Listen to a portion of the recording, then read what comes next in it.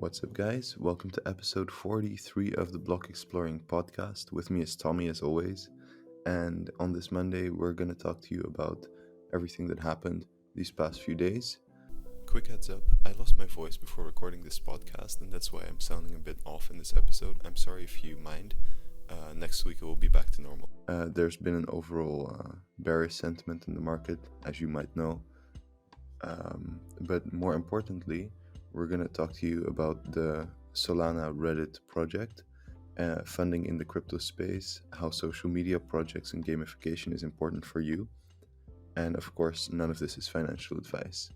Now, before we do this, we'll give you some context with a quick state of the market. Right now, everything is in the red except for Terra and Avalanche, AVAX, you could say. And these are major chains, major projects that are they're very innovative. But I would still say that the overall sentiment in the market is bearish. The same thing goes for Bitcoin. Bitcoin is down for the past, I think, 2 weeks. It's been slowly going down. And it's nearing this, what do you call it? A sort of death cross, which last time put Bitcoin below $28,000. And that's kind of the from a price point, the state of the market. And as always, Tommy and I try to focus more on the fundamental aspects of crypto, the news of crypto, beyond just saying this happened. We try to look at the future of crypto, the implications we get from the news, and give you some good insights. Now, let's move to that. This week, it was announced that Reddit and Solana started a project, and it would be somewhere a cross section of gaming and social media, and that's stated by Ohanian, who is the co-founder of Reddit. And Ohanian is very involved in Web3. He even, especially with gamification, he was one of the funders of Sky Mavis, which is the developer of Axie Infinity, Patreon, Coinbase, a lot of projects. So it's very interesting to see this crossover between social media and gamification in crypto, and how much Solana is willing to invest in this. I think in a way it makes sense that out of all the projects, Solana would do this, because Solana is one of those chains that sacrifices security for speed and for low transaction fees. And it makes a lot of sense from, I think, a gaming perspective, where you might not care as much about how secure it is, because at the end of the day, it's just a game. And you just care about that interactivity and a lot of fast-paced, transactions. That's kind of how I feel that Solana is a good match for this. What do you think about this? And what do you think about what you can kind of learn from this new trend, where you see, especially Reddit, right, a Web2 company move towards this Web3 business model and incorporate the functionalities of Web2, especially the social aspects? What do you think? Yeah, I think it signals, that Web2 companies recognize that Web3 is the future and they need to, get ahead of it and start putting money towards funding projects and getting involved with what, will be, everyday goods, products, services, and, everything that we will be using day to day, And I think what it also signals are like two big categories which Web3 blockchain technologies, you know, have made possible, and will innovate, which is social media and gaming, which we see. This is happening more so in gaming. I think there's just a more natural fit between Web3, blockchain, and gaming, and the incentives that you can bake into there. And social media is more tricky, which is why we haven't seen a real, Web3 native social media um, service or platform proliferate and become really successful. We still, have the Discords, we still have the Twitters, we still have the Reddits that we're using more so. But it's interesting to see Web2 company coming into Web3 in such a way and focusing on those niches. And it shows how much money is actually there and being pumped into the space to create stuff which is why I think now is a great time to build, great time to raise money if that's what you want to do.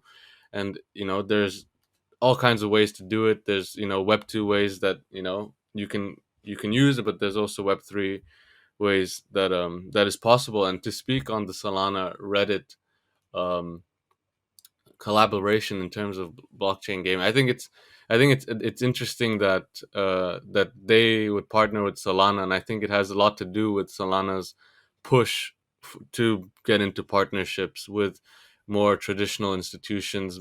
They're very focused on name recognition, like with their sponsorships with stadiums, their partnerships with athletes. And I think this is very similar, in this is all part of a strategy to be the name brand that you recognize when you think of crypto. And the way Solana is going about that is targeting high value individuals, high value and institutions, and that's how they're getting their foot in the door in terms of you know getting a portion of the, what's it called, customer base, or the market. Hmm. It is very interesting True. because they've And been aggressive. they have been aggressive. And I also like what you said, how this fundraising from Solana is interesting. And what I think is interesting about it is that they did it with their own native token, and they just transferred it into, I think, a wallet and said, hey, this is our funding. And then they liquidated it, I think, which is very interesting, right? Because a while ago, just before this podcast, we were talking about how funding from a community standpoint, it's interesting to start your own native token as a project, and then let the community add value to that token, and then use the value that the community created along with you to fund new startup projects and to fund new things within crypto. And it's very interesting to see Solana literally apply this on a huge scale. And I think also another interesting part of this is the fact that the focus will be so heavily on gamified reward systems and gamification in general, because a lot of people wonder, why do we need this? Why is this such a big thing in crypto? But I think it makes a lot of sense, right? I think for maybe the slightly older generation, it doesn't, because they do not see gaming as something social and not something very interactive between people. Whereas I think for our generation, gaming the majority of the time has been online with others in a multiplayer setting. So I feel like gaming in crypto is just a very easy way to add a social dimension and a community dimension to a project, and to have a lot of transactions and interactivity, and to facilitate this without being reliant on services like PayPal and these kind of microtransaction companies, because that is a big thing in, well, in gaming. And gaming is a multi-billion-dollar market that is fully dependent on these financial services, and they could make a lot more money if they weren't. So it's actually in their best interest not to be dependent on them, because they'll get just a larger cut, and they're very tech forward, so they're very willing to move towards these innovative platforms. And with that, most likely they will bring their audience, because they will inadvertently allow their audience to use their token or whatever they issue, their NFTs for skins, these kind of things. And that will add a lot of community and a lot of usage to crypto. Yeah, no, definitely. I think what you said earlier is very relevant, where from previous generations, the way we look at gaming is dramatically different. There's professional esports now. There's many avenues to actually um, earn from being a gamer these days, that are not even that don't even step into what we're doing in Web3 and gaming. Like, just now with Web3 tools and that, you can be an esports player, you can be a streamer, you can do all kinds of things within gaming that and make a living from it. And there's this whole cultural shift that we've seen, where there's people who never understand why would you watch someone playing a game. But we come from a reality where it's very normal to watch someone stream for hour, and this is people do. And something people do, and people create communities out of this, and people tip and give have whole create there's a whole creator economy around streaming, which is super interesting. And I think this will continue to evolve, where blockchain gaming will continue to evolve how we see labor, evolve how we see you know the idea of gaming, recreation, work. I think these things will definitely change with blockchain gaming, because it's already changing, right? Where some people are able to make full-on livings from playing blockchain play to earn games, and and in a world where there's increased optimization and there's going to be less jobs, traditional jobs, we as a society need to decide, like, and change and evolve what we consider to be work, and how we create value, and what we find is valuable for each other, and, like, how are we generating this value. I think these are all interesting things that blockchain gaming touches on, Yeah. essentially. And I also think it's interesting to see how the line between these kind of gamified reward systems and social media are becoming more and more blurred, because it's becoming more one and the same. And we saw this with Facebook having their own native apps. What was it, like Farmville? Yeah.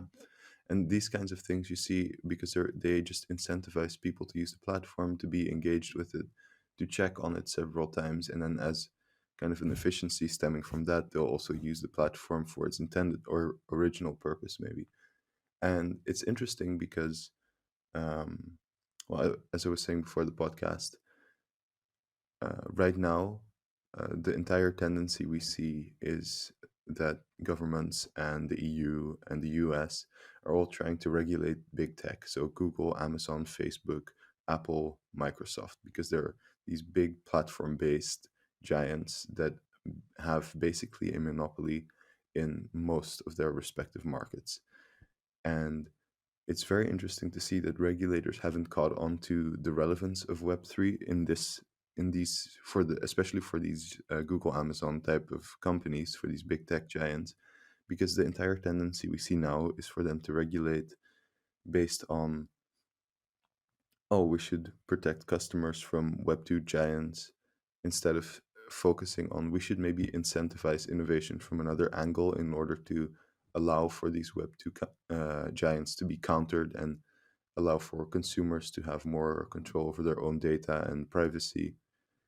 So it's a very interesting angle that you see happen, especially when it comes to this social media regulation, this platform regulation. And I think that that's very relevant for what we're seeing happening now with Reddit. I feel like Reddit realizes that, okay, yeah, they can regulate big tech.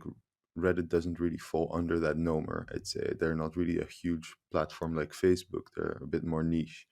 They realize they will not be able to compete with Web3 for even a second, and therefore they're going hybrid. They're going towards this Web 2.5 model. You already see it with how they allow for crypto, like minor crypto gifts being sent back and forth on their website, and how incentivized they are to actually move into a Web3 format, and how well it would also work with their platform, because they make use of gifting and all these kinds of features, all these social features, and that's how they kind of run their business.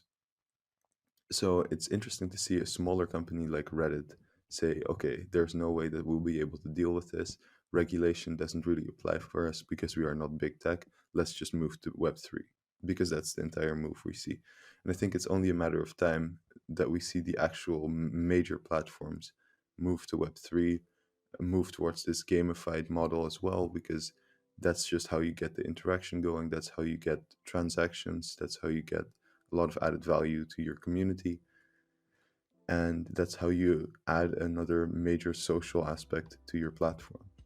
And crypto facilitates this better than anyone else, because you won't be dependent on a PayPal or a microtransaction based app that takes a major part of your profits without doing very much every time. And I think that's the main takeaway that I have for this episode, and that's, I think, what you should keep an eye on as a very relevant move in the crypto markets. The markets right now, they're red, but with the way we see these moves, the way we see companies slowly starting to move towards new business models as well, rather than just buying and selling NFTs, which you see also other companies do. They buy into some NFTs, we see, but the very relevant aspect is seeing these actual traditional Web2 companies move to a Web3 format, because the amount of value and liquidity that will add to the crypto space over the long term, once they get to their final goals, will be astronomical. So with that being said, I'd like to thank you guys for listening to this podcast, and tune in next Thursday for another banger. And as always, keep block exploring. Peace.